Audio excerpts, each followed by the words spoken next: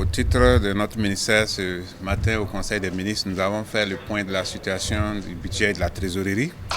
Il faut dire que le budget de l'État au titre de l'exercice 2025 a été exécuté dans un contexte international marqué toujours par les tensions géopolitiques au niveau international, qui a un impact bien sûr sur le coût des différentes matières premières que nous avons, notamment le coût de l'or qui ne fait que donc augmenter, et le coût du coton qui est en situation de baisse, et également le coût du pétrole qui est stabilisé depuis un certain niveau, ainsi que le coût du dollar. Ces éléments de contexte peuvent effectivement influencer l'exécution du budget. Au niveau national, on peut dire que l'exécution du budget est marquée par une intensification de la reconquête du territoire, mais également une très bonne campagne agricole, due à une bonne pluviométrie, mais surtout aussi due aux investissements importants qui ont été réalisés dans le secteur agricole.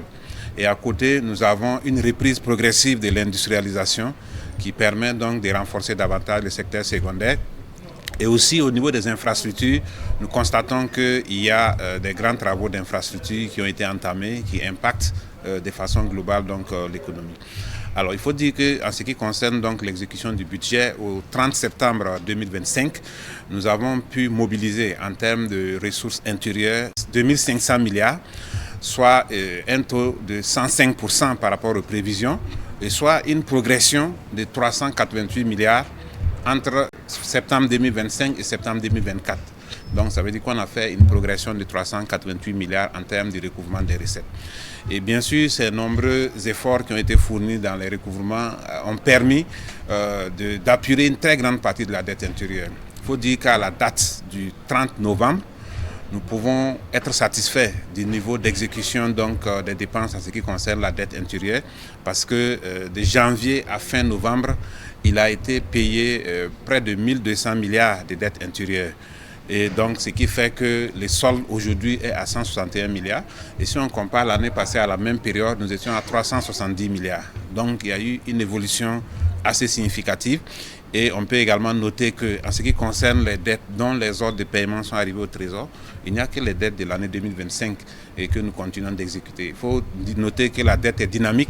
Même si on règle tous les soldes aujourd'hui, ça se constitue toujours dès lors qu'il y a de nouveaux engagements qui sont réalisés au niveau des différents ministères. Mais les efforts vont continuer pour que le paiement régulier de la dette intérieure, comme nous le constatons actuellement, va permettre de relancer considérablement l'économie. Et aujourd'hui, nous pouvons dire que de façon globale, l'économie se porte nettement mieux, parce qu'à fin décembre 2025, nous escomptons un taux de croissance de 6,28%, après 4,8% l'année passée.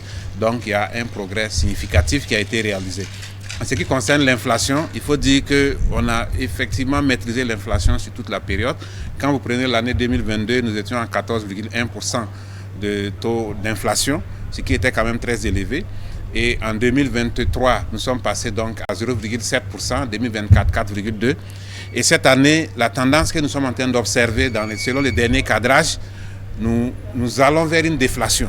Ça veut dire que c'est une baisse des prix quand on compare donc à une période donnée. Ça veut dire concrètement, au lieu d'une hausse modérée des prix, il s'agit d'une baisse, et vous pouvez le constater sur les marchés aujourd'hui avec les produits alimentaires essentiellement, où les prix ont drastiquement baissé. Cela, c'est le résultat de tous les grands efforts qui ont été fournis dans le secteur agricole, qui a permis aujourd'hui d'avoir une très bonne récolte, et donc les prix ont été maîtrisés, et aussi les mesures qui ont été prises par le gouvernement pour mieux gérer donc la récolte, et en faisant en sorte que la Sonagesse puisse être transformée en centrale d'achat, pour faire les achats bord champ, stocker et également faire des ventes de régulation afin de maîtriser les prix.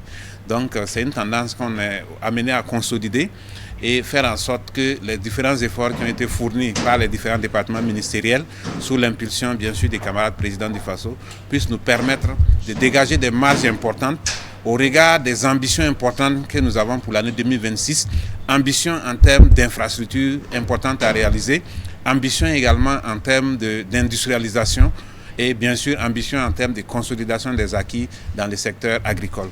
Donc tout cela nous montre qu'en 2026, effectivement, nous allons aller à un autre niveau.